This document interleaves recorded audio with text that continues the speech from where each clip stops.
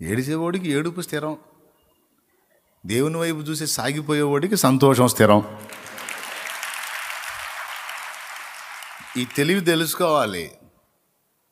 కొంతమంది అవతల వాళ్ళు ఇప్పుడు భర్త తన్నినందుగా తోడుకోడలు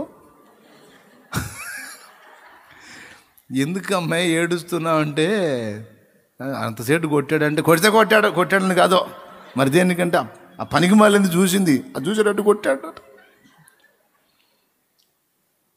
అని లోకంలో ఆడవాళ్ళతో సామెత ఉంటుంది.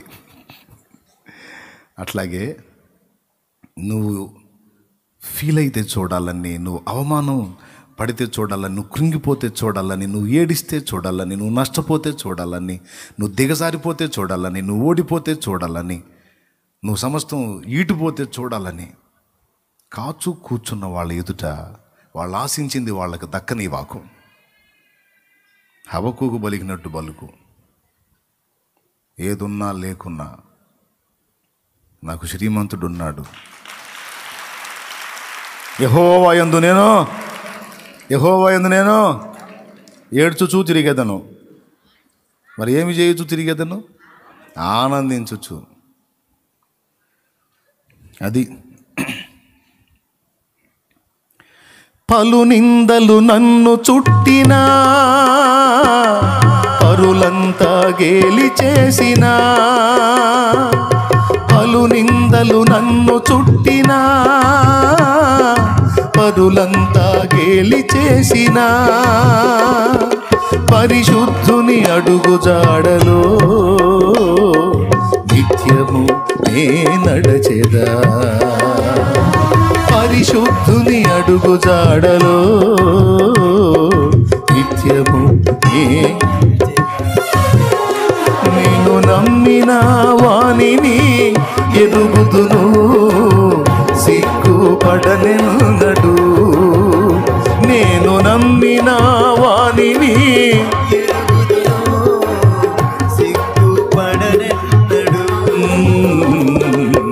సిగ్గుపడనెన్నడు.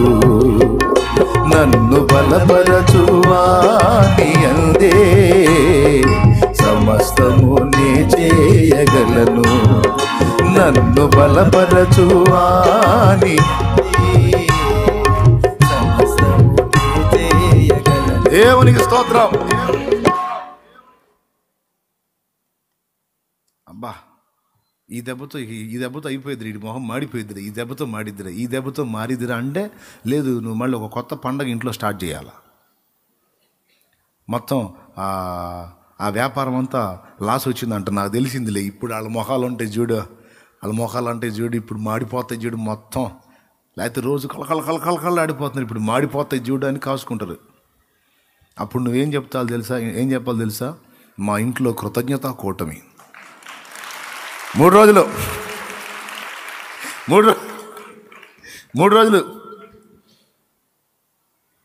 ఇంకా కూటమి అంటే ఇక 3 రోజులు ఇక ఖాళీ ఆడు ఉంటుంది.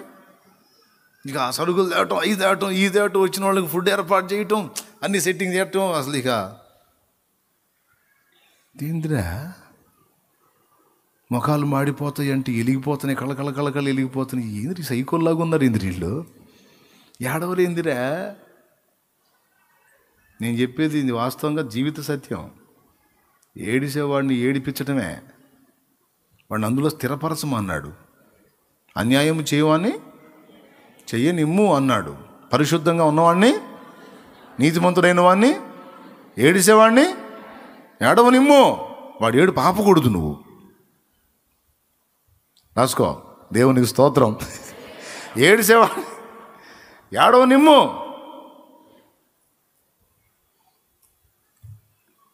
నేనేం నోరు తెరవలా, మాట్లాడలా, నవ్వుకుంటా ఈ పనులన్నీ చేస్తూ ఉంటే పిచ్చెక్కింది ఒకవాడికి. నెత్తి నోరు కొట్టుకున్నారు. చిరునవ్వుతో సాగిపోయా. నా పాటలు ఆగలా, నా మాటలు ఆగలా, పరిచర్య ఆగలా, ఇంకా ముందుకు దూసుకెళ్ళింది. గడిచిన సంవత్సరాల కంటే ఇంకా ఎక్కువ ఆత్మల రక్షణలోకి వచ్చినాయి. హల్లెలూయా. ఎందుకంటే మౌనంగా అప్పచెప్పాను, ఆనందంగా సాగిపోయాను.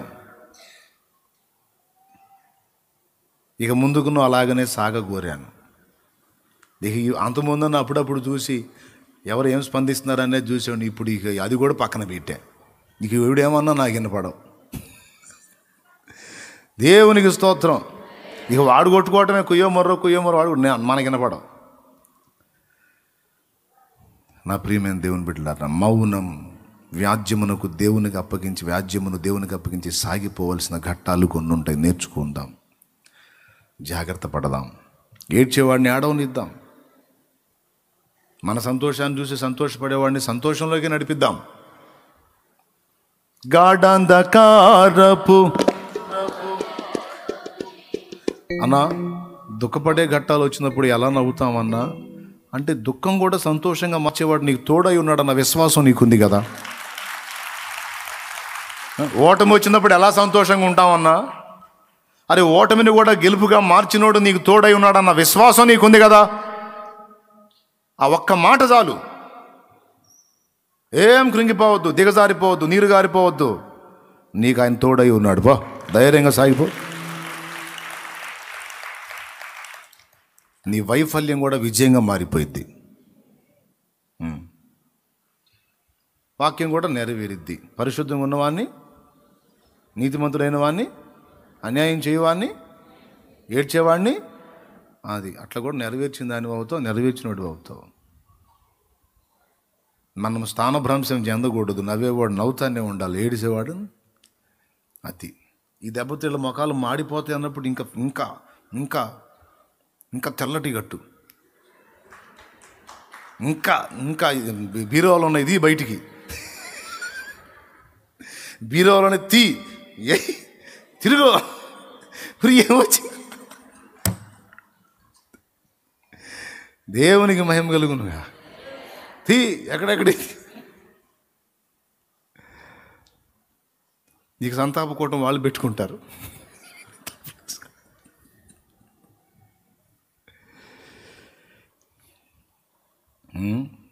ఎందుకు శ్రమలో ఎందుకు తీయమంటున్నాను? బీరువాల బట్టలు వాడు నువ్వు దేవుని విశ్వసించుచున్నావని, ఈ దుఃఖము ఈ శ్రమ కూడా దీవెనగా మారుస్తావని నేను నమ్ముతున్నాను దేవా. ఇదిగో అందుకే నేను సంతోషిస్తున్నా. ఈ శ్రమలోనే నేను పండగ ప్రకటిస్తున్నా. పో, ఎప్పుడో పండగ తీసే బట్టలు ఇప్పుడు తీసే, క్రిస్మస్కి తీసే ఇప్పుడే వేసుకుంటున్నావు. అంతే, నీకు అదే స్థిరమైద్ది. అంతే. చేశావు పండుగ, వెలిగావు నిండుగా, చేశా నా దీపము యేసయ్యా నీవు వెలిగించినావు. సుడిగాలిలోనైనా జడివానలోనైనా ఆదిపోదులే నీవు వెలిగించిన దీపము. నీవు వెలిగించిన దీపము, నీవు వెలిగించిన దీపము, నీవు వెలిగించిన దీపము. నీ దీపాన్ని దేవుడు వెలిగించాడు, దాన్ని ఎవడు ఆర్పలేడు.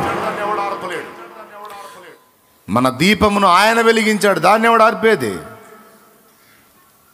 వెలిగించిన వాడు ఆయన బలమైన హస్తాలు కాపుగా పెడతాడు.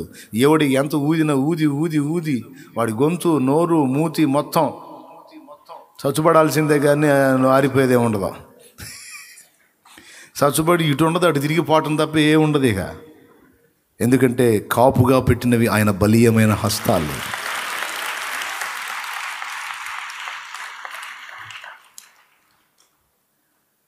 ఆయన చేతి దాటికి వాడు ఊదే గాలి అంతా ఈయన చేయాడా? ఎంత ఊదితే ఆరిపోయింది ఆ దీపం? నీ ముందు ఆయన ఉన్నాడు, ఆయనను బట్టి నీకు ధైర్యం ఉంది. సింహం లాంటి ధైర్యం ఉంది. అన్యాయపు ఆరోపణలు, అపజయాలు, ఓటములు, ప్రతికూలతలు, వైఫల్యాలు ఏవి నిన్ను కృంగనీయొద్దో.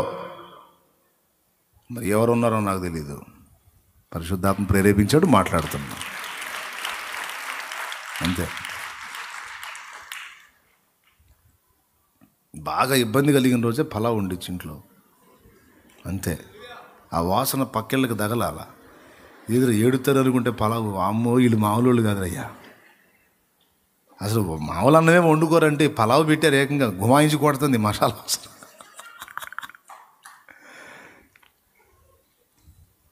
నేను చెప్పే జోక్ అనుకున్నారు మళ్ళా. అదే మరి రివర్స్, మనం లోకానికి రివర్సు. మూర్ఖులకు ఈ తరం వారికి వేరై రక్షణ పొందిన వాళ్ళం మనం. హాస్యం కోసం చెప్పట్లా. ఏడ్చేవాడి ఏడ్పుని ఎలాగూ స్థిరపరచవలనో బోధించుచుంటిని. దేవునికి స్తోత్రం, హల్లెలూయా. వాడు ఏడ్చుట కొరకే పుట్టాడు, వాడికి అదే స్థిరం. నీకు తెలుసా, ఒకడిని చూసి ఏడుస్తాడు, వాడు ఇంకా దీవించబడుతుంటాడు. లేదు వాడు ఏదైనా ఇబ్బందులు పాలాడు అనుకో, అమ్మాయి పర్లేదు నేను ఏడిసినందుకు ఆ ఏడుపు తగిలి వాడు కొంచెం డౌన్ అయ్యాడు అనుకున్నాడు అనుకో, ఇంకొకడు లెగుస్తుంటాడు, మళ్ళీ వాడికి వెళ్ళి చూసి ఏడుస్తాడు. వీడు సంతోషపడ్డావు. వీడి జీవితం అంతా ఏడుపులతోనే కొంతమంది బ్రతుకులు అలా తెల్లారుతాయి అన్నమాట. కాబట్టి నీ దేవుడు నీ హస్తం తోడుగా ఉంచాడు, నీ వ్యాజ్యమును ఆయనకు అప్పగించి మౌనం వహించు అంటుంది వాక్యం. నువ్వు ఎప్పుడు నోరు తెరవాలో ఆయన మాట్లాడతాడు, ప్రేరణ ఇస్తాడు నీకు. ఇప్పుడు నోరు తెరువు అంటాడు, మాట్లాడప్పుడు. వద్దు బేట మౌనంగా ఉండు, నువ్వు నోట్లో నోరేవద్దు, ఎవరితో మాట్లాడొద్దు నువ్వు అన్నప్పుడు మౌనంగా ఉండు. ఇప్పుడు నువ్వు మౌనంగా ఉంటేనే నువ్వు హీరో అవుతావు, నువ్వు నోరు తెరిస్తే జీరో అవుతావు, నీ ఇష్టం. ఓకే బ్రో, మౌనంగానే ఉంటాను. నువ్వు హీరో నాయన, నీ బిడ్డగా నేను కూడా హీరోని.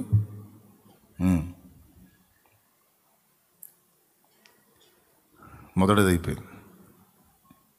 కొన్నిసార్లు పని చేయమని ప్రోత్సహించే దేవుడే కొన్నిసార్లు ఊరుకోండి అంటాడు. కొద్దిగా మౌనంగా ఉండు, ఊరక నిలిచుండి చూడు అంటాడు. అది ఎర్ర సముద్రం దగ్గర ఇశ్రాయేలుకు చెప్పాడు మోషే. మీరు ఊరకనే నిలుచుండి దేవుడు మీ పక్షమున చేసే కార్యమును, రక్షణను మీరు చూడండి అన్నాడు, అంతే. కొన్నిసార్లు సాగిపోండి అంటాడు దేవుడు, కొన్నిసార్లు ఊరకనే నిలబడండి అంటాడు.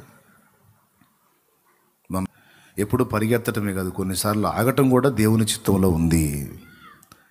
కొన్నిసార్లు మనం తొందరలతో అది చేద్దాం ఇది చేద్దాం అలా ఇలా పరిగెత్తడం కన్నా, ఏమండి, కొంతమంది పరిగెత్తుతూ ఉంటారు, ఆ పనికి వైనం ఉండదు, పాడు ఉండదు. ఎందుకు పరిగెత్తుతారో అర్థం కాదు, ఎందుకంత ఆడావుడి పడతారో అర్థం కాదు, ఎందుకంత దడ పడతారో అర్థం కాదు. పాయ అన్నట్టు పరిగెత్తుంటారు, వచ్చే అన్నట్టు పరిగెత్తుంటారు. అంత దడ ఏంది? పరిగెత్తమన్న కాడు పరిగెత్తు, పద్దాకలు పరిగెత్తితే తేడా కదా. కొన్నిసార్లు వెయిట్ అంటాడు, ఆగు ఇక్కడ కొంచెం ఆగంటాడు, ఆగన్న దగ్గర నువ్వు ఆగాలి. ఊరకనే నిలుచుండి చూడండి. ఇక్కడ ఊరక నిలబడే టైం ఇది. ఆ ఊరక నిలబడేది ఆయన సన్నిధిలో నిలబడు. ఈ తొందరగా అటు ఇటు పరిగెత్తడం కన్నా ఎలా పరిగెత్తితే, ఏ విధంగా నడిస్తే క్షేమమో నాకు కాస్త చెప్పబోయాన్ని, నువ్వు ఆయన సన్నిధిలో నిలబడు, మంచి ఆలోచనని ఇస్తాడు. కాబట్టి మనం మౌనంగా ఉండాల్సినటువంటి ఘట్టం ఉంది, మనం ఊరకయే నిలిచి ఉండాల్సిన ఘట్టం ఉంది. కొన్నిసార్లు సాగిపో అంటాడు, ఇది ముందుకెళ్ళే టైం, చలో అంటాడు, పరిగెత్తు. కొన్నిసార్లు వెయిట్ అంటాడు, ఆగు. 2 ఫస్ట్ మౌనం, 2 ఊరకుండు, 3వది నిద్రపో అంటాడు. కొన్నిసార్లు నిద్రపో అంటాడా? ఎక్కడుంది అన్నీ ఎక్కడెక్కడో చెబుతుంటావు నువ్వు అనొద్దు, నిద్రపో అంటాడు. ఆయన అన్నాడు, ఇక నిద్రపోయి అలసట తీర్చుకోండి అన్నాడు. లేదా మరి లేకుండా చెబుతాం అయింది. దేవునికి స్తోత్రం, హల్లెలూయా. ఇక నిద్రపోయి అలసట తీర్చుకోండి అన్నాడు. అన్నాడా? గెత్సెమనే తోటలో 127వ కీర్తనలో ఏమన్నాడు? మీరు వేక్కువనే లేచి చాలా రాత్రి అయిన తర్వాత పండుకొనుచు మీ చేతుల కష్టార్జితమైన ఆహారము తినుచుండుట వ్యర్థమే. తన ప్రియులు నిద్రించుచుండగా ఆయన వారికి ఇచ్చుచున్నాడు.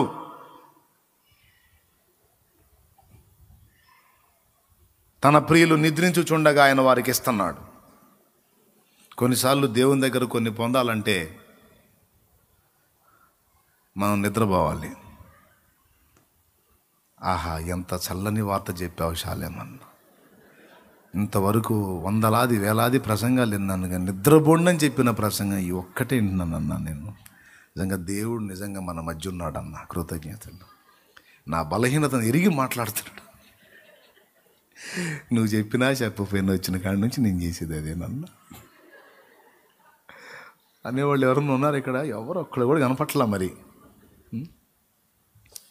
నిద్రపోండి అంటే మీరు చేయాలి, మీరు పథక రచన చేసి మీదేదో బ్రెయిన్ ఉపయోగించి ఏదో సాధించాలనేది పక్కన పెట్టండి. నిద్రపోయేవాడు ఇక ఏం చేస్తాడు? ఏమన్నా కార్యాలు చక్కబెట్టగలుగుతాడా? నిద్రపోయేవాడు చేయడు. కొన్నిసార్లు దేవుని ముందుకెళ్ళి అలా ఉండిపోవాల్సి వచ్చింది మనం. కొన్నిసార్లు కొన్ని పనులు, హడావుడి పనులు అక్కడ పెట్టి నిలబడాలి. కొన్నిసార్లు చేష్టలు ఉడిగిపోయినట్టుగా ఆగిపోవాల్సి ఉంటుంది. ఏలియా చేశాడు ఆ పని. యెజబెలు వార్నింగ్ జారీ చేసింది, రేపు ఈ టయానికల్లా ఏలియాని లేపేస్తానని. అందింది ఏలియాకి సమాచారం. అడవిలోకి పోయాడు. ఒక దిన ప్రయాణం అంత పోయాడు. ఆయన తెలివి చూడండి. శపథం చేసింది స్త్రీ. చేసిన శపథం ప్రకారం ఆమె రాణి కాబట్టి ఏమైనా నడిచిద్ది, చేసిద్ది. ఒకవేళ నన్ను చంపితే చంపిస్తుండొచ్చు, కానీ ఆ శపథం నెరవేరకుండా చావాలంటే ఏం చేయాలి? ఒక దిన ప్రయాణం అంత వెళ్తా లోపలికి. అంటే ఇప్పుడు ఎవడైనా చంపేవాడు నా దగ్గరికి వచ్చి చంపాలంటే డే మారిపోయిద్ది. ఆమె ఏముంది, రేపు ఈ వేళకు చంపుతానంది, కానీ వాడు నా దగ్గరికి వచ్చేటప్పటికి మరుసటి రోజు అయింది. కాబట్టి కనీసం ఆమె మాట ఆమెకి దక్కకుండా చేయాలి. చూసారా పట్టుదల? ఆ శాపగ్రస్తురాలికి దాని వాగ్దానం నెరవేరకుండా చేయాలి అని దిన ప్రయాణం అంతా పోయాడు లోపలికి. పోయాడు, కూర్చొని, దేవా నాకు ఇక ఇంతే చాలు, నేను పెద్దల కంటే ఎక్కువ అయిన వాడినా, తీసుకో ఇంకా నన్ను అప్పచెప్పాడు. అప్పచెప్పి ఇంక మళ్ళీ దేవుడికి కష్టపడి ప్రాణం తీసుకునే ఇబ్బంది లేకుండా, ఈయన కళ్ళు తెరిచి ఉంటే ఆయన విలవెల్లాడించి ప్రాణం తీసుకునే అవసరం లేకుండా చచ్చిపోయినవాడు పండుకున్నట్టు ముందే పండుకున్నాడు. దేవునికి స్తోత్రం కలుగును గాక. హల్లెలూయా. మరి ఏం చేస్తాడు? చెట్టు కింద కూర్చున్నాడు, అడవిలో కూర్చున్నాడు, డెడ్ బాడీ ఏ ఇబ్బంది లేకుండా మంచిగా ఫ్రెష్గా ఒకేసారి ఆ పడక సీన్లో కూడా వెళ్ళిపోయాడు, చచ్చిపోయినాడు. నాకు అది ధ్యానించేటప్పుడు పిచ్చనం వచ్చింది. ఆహా, అన్నీ సిద్ధం చేసావు, ఆ వాగ్దానం నెరవేరకుండా దిన ప్రయాణం అంత లోపలికి వెళ్ళావు, చెట్టు కింద కూర్చున్నావు, కూర్చొని మళ్ళీ పండుకున్నావు, మళ్ళీ ఒట్టిగా కూర్చొని చూస్తా ఇంక తీసుకో అని కూర్చోాలా. ఎడుగుడు తీసుకుంటాడు కాబట్టి కళ్ళు మూసుకొని రెడీ అయ్యాడు అన్నమాట. రెడీ అయితే ప్రాణం బాట్ల నిద్ర వస్తుంది. ప్రాణం తీసుకోవాలి అని పండుకుంటే దేవునికి కంఫర్ట్గా పడక. అయితే దేవుడు కమ్మని నిద్రపెట్టేటట్టు చేశాడు. ఇక నిద్రపోయాడు. ఎన్ని గంటలు నిద్రపోయాడో తెలియదు. దూత వచ్చాడు, చాలా నిద్రపోయాడు. ఏలియా ఏలియా లేచి కూర్చున్నాడు. లే, అదిగో రొట్టెను నీళ్ళు ఉన్నాయి, ఆ రొట్టె తిని నీళ్లు తాగన్నాడు. వందనాలు ఆయన, బాగా ఆకలి అవుతుంది. ఈ చచ్చిపోయేవాడికి రొట్టె ఎందుకు? ఏమనాలా? చచ్చిపోవాలని నేను అడుగుతుంటే రొట్టె నీళ్ళు నాకెందుకాయా? వద్దు వద్దు చచ్చిపోతా అని మళ్ళీ పండుకోవాలా? ఆహా, ఆకలి అయింది, తిన్నాడు, ఆకలితో చావటం ఎందుకు, తినే. దేవునికి స్తోత్రం కలుగును గాక. కొంతమంది నా దగ్గరికి వచ్చి చెప్తారు, చచ్చిపోదామని అన్నీ రెడీ చేసుకున్నాను అన్న, ఆకలి అవుతుంది, ఆకలితో చావటం ఎందుకని కొంచెం తిందామని. కామెడీ వస్తాయి నా దగ్గరికి. చిన్నపిల్లల్లాగా చెబుతూ ఉంటాను, నవ్వుకుంటూ ఉంటాను నేను కూడా. సరే ఏలేదు కూడా మళ్ళీ బాగా నిద్రపోయిన తర్వాత మళ్ళీ లేపాడు. లే అని మళ్ళా రొట్టె పెట్టి నీళ్ళు ఇచ్చి, నీ శక్తికి మించిన ప్రయాణం ఉంది పో అన్నాడు. ప్రాణం తీసుకోమని నేను చూస్తుంటే మళ్ళీ శక్తికి మించిన ప్రయాణం అంటావు ఏందయ్యా? నాకు వద్దు అని చెప్పట్లా నేను. అంటే దేవుడు దాంతో ఏకీభవించాడా?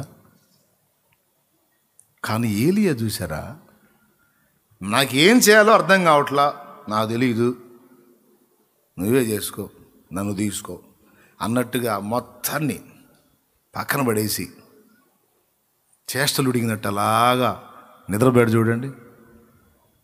కొన్నిసార్లు మనం కూడా అంతే చేయాల్సి వచ్చింది. ఏం చేస్తావు యేసయ్య నాకు తెలీదు అని మొత్తం ఆయనకు అప్పచెప్పటం, నిద్రపోవటమే. మీరు మీరు నన్ను హాస్యం అనుకోనంటే చెబుతా, మీరు నన్ను ఎగతాళి చేయనంటే చెబుతా, ఒక ముక్క చేయరుగా. ఒక్కోసారి మనం ప్రెజర్స్ అన్నిటిని పక్కన పడేసి ప్రశాంతంగా నిద్రపోవటం కూడా విశ్వాసమే.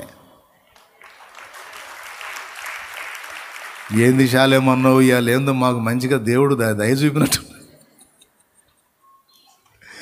దేవునికి స్తోత్రం.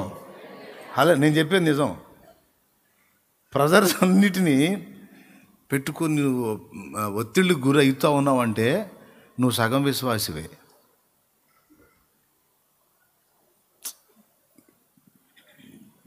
ఏంటి నువ్వు అట్లా ఏంది ఆందోళనగా ఉన్నా, ఏంటంటే నిద్ర పట్టట్లేదమ్మా. ఏంది సిస్టర్ అట్టున్నా, నిద్ర పట్టట్లేదండి. నో, నిద్ర పట్టట్లేదంటే ఏంటి, రేపు ఎట్లా చేయాలా, ఈ సమస్యలు ఎలా చేయాలా, అది నాకు బాగా ఒత్తిడిగా ఉంది, అందుకని నిద్ర రావట్లా. రేపు ఎగ్జామ్స్ ఉన్నాయి, ఎట్లా చేయాలా, నిద్ర రావట్లా. రేపు ఇంటర్వ్యూ ఉంది, ఎట్లా చేయాలా, నిద్ర రావట్లా. రేపు అప్పు కట్టాల్సి ఉంది, సమయం వచ్చింది, గ్యాదర్ అవ్వలా, ఏం మాట్లాంటారో ఏమో, నిద్ర పట్టట్లా. రేపు నాకు కాన్పుకు డేట్ ఇచ్చారు, మొదటి కాన్పు, ఎలా ఉంటుందో ఏమో, నిద్ర పట్టట్లా. ఎవరి స్వాప వాళ్ళదే. మీకు అందరికీ చెబుతున్నా, నిద్ర పట్టట్లేదు అంటే కలవరంలో ఉన్నావు. కలవరంలో ఉన్నావు అంటే విశ్వాస విషయంలో బలహీనంగా ఉన్నావు. విశ్వసించువాడు ఏంది, కలవరం లేనివాడు కమ్మని నిద్రపోతాడు. అంతేగా, నా దేవుడు ఉన్నాడు, ఆయన చూసుకుంటాడు. కానీ అబ్బా ఏమైతే అదైంది, ఏమైనా ఆయన ఉన్నాడుగా. ముంచిన ఆయనే, తేల్చిన ఆయనే, ఉంచిన ఆయనే, తీసిన ఆయనే, బతికించిన ఆయనే, చంపిన ఆయనే, ఘనపరిచిన ఆయనే, అవమానానికి అప్పగించిన ఆయనే అని నిజంగా నిశ్చయంగా నువ్వు నమ్మినట్లయితే హాయిగా నిద్రపోతావు. నువ్వు నిద్రపోకుండా నువ్వు ప్రెజర్ అనుభవిస్తున్నావంటే అనుకుంటాడు దేవుడు, ఇంత కాదేశ్ పక్కన బ్యాచ్ అనుకుంటాడు. కాదేశ్ పక్కన ఎవరు, నేను పెట్టిన టైటిల్ అనమాట. నిశ్చింతగా నిద్రపోయావు అనుకో, నువ్వు విశ్వాసం ఆయన మీద ఉంచావు. ఎవరి మీద ఉంచావు? నా దేవుడు ఉన్నాడు. మా ఎస్తేరు చెప్పిద్ది,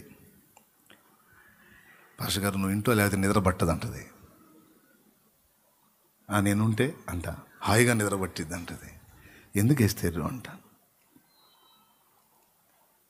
నువ్వు లేకపోతే మొత్తాన్ని గురించి నేను ఆలోచన చేయాల్సి వచ్చింది, పూర్తి బాధ్యత నేను వహించాల్సి వచ్చింది. కాబట్టి ఇంత అలికిడైనా సరే నేను అలర్ట్ అవ్వాల్సి వచ్చింది. అది నువ్వు ఉన్నావు అనుకో, ఇక ఏదైనా నువ్వు చూసుకుంటావు. కాబట్టి హాయిగా నిద్రపోతా అంటది ఆమె. ఆ మాట చెప్పినప్పుడు ఇప్పుడు నా భార్య గురించి గొప్ప కోసం నేను చెప్పట్లే, వెంటనే నేను నా ప్రభువుని గుర్తు చేసుకున్నా. ఒక మనుష్యుణ్ణి నేను నా మీద భరోసా ఉంచి హాయిగా ఆమె నిద్రపోగలిగినప్పుడు, సర్వశక్తి గల దేవుణ్ణి నేను కలిగి ఉండి నేను ప్రెజర్ అవ్వాల్సిన అవసరం ఏంటి? నేను ఒత్తిడికి గురి కావాల్సిన అవసరం ఏంటి? అంటే ఆయన బలహీనుడైతే నేను ఆలోచించాలి, శక్తిహీనుడైతే ఆలోచించాలి, ఆయన లేకపోతే లేనివాడైతే నేను నిద్రలో గాయాలి. ఆయన ఉన్నవాడు, అన్ని వేళలో ఉన్నాడు, అన్ని కాలాల్లో ఉన్నాడు, అన్ని పరిస్థితుల్లో ఉన్నాడు, అన్ని స్థలాల్లో ఉన్నవాడు. ఇప్పుడున్నాడు, నిన్నున్నాడు, మొన్నున్నాడు, భూమి పుట్టక ముందున్నాడు, ఆది అన్నది లేనప్పుడు ఉన్నాడు, రేపున్నాడు, ఎల్లుండున్నాడు, రాకడలో ఉన్నాడు, ఆ తర్వాత 1000 ఏళ్ల పాలనలో ఉన్నాడు, ఆ తర్వాత నిత్యత్వం అంతా ఉన్నాడు, ఉంటాడు, ఉన్నవాడు. అయిన వాడిని నేను కలిగి ఉండి, అరే నా వైఫ్ నా మీద పెట్టుకున్నంత మాత్రం విశ్వాసాన్ని నేను అంత బలవంతుడి మీద పెట్టకపోతే సిగ్గు అనుకున్నా. దేవునికి మహిమ. మీరును అట్లే ఉండుడి, అట్లా ఉండుడి, ఇట్లా పాడుడి. విత్తని పక్షులను నిత్యము పోషించుచున్నావు, విత్తని పక్షులను నిత్యము పోషించుచున్నావు. ఈ పిల్లలు వాటి కంటే శ్రేష్ఠులే కదా, నీవున్నంత వరకు. నీ పిల్లలు వాటి కంటే శ్రేష్ఠులే కదా, నీవున్నంత వరకు. ఆశ్చర్యకరుడా నా ఆలోచన కర్తవు, ఆశ్చర్యకరుడా పడాలి, నా ఆలోచన కర్తవు. నిత్యుడగు తండ్రివి నా శాలేము రాజు, నిత్యుడగు తండ్రివి నా శాలేము రాజు. ఆశ్చర్యకరుడా నా ఆలోచన కర్తవు. దేవునికి మహిమ. మూడోదేంటి? నిద్రపోండి. నిజంగా నిశ్చింతగా నిద్రపోవటంతో కూడా నువ్వు విశ్వాసమని రుజువు చేసుకుంటున్నావు. నిద్రపోతున్నావు ఏందని యేసయ్య అన్నాడు అనుకో, విశ్వాసం ప్రభువా. ఏం విశ్వాసం? నువ్వు ఉన్నావుగా. ఇంత హాయిగా నిద్రపోయానంటే నీకు అర్థం కాలేదా ఎంత నీ మీద అనుకున్నాను? ఇందుకు నిరూపణగా ఇద్దరిని మీకు చూపిస్తే, ఒకటి ఏలియా, ఇంకొక ఆయన తెల్లవారి మరణదండన జరిగిద్దో ఏం జరిగిద్దో తెలియదు, 16 మంది సైనికుల మధ్య కమ్మగా నిద్రపోతున్నాడు. ఏ రేంజ్లో నిద్రపోతున్నాడు అంటే, దోతొచ్చి లైవ్ అలాగ బయటికి తీసుకొచ్చి, గేట్ ఓపెన్ చేసి బయటికి తీసుకొచ్చి వీధిలో నిలబెడితే అబ్బా దర్శనం సూపర్ అనుకుంటున్నాడు.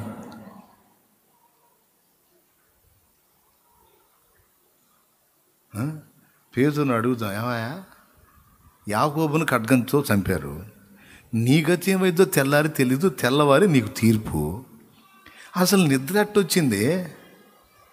అప్పుడు పేతురు ఏమంటాడు చెప్పండి, ఒకసారి చెప్పండి. నా ప్రభు సెలవు లేక నా మీద చెయ్యి వెయ్యగలవాడెవడు?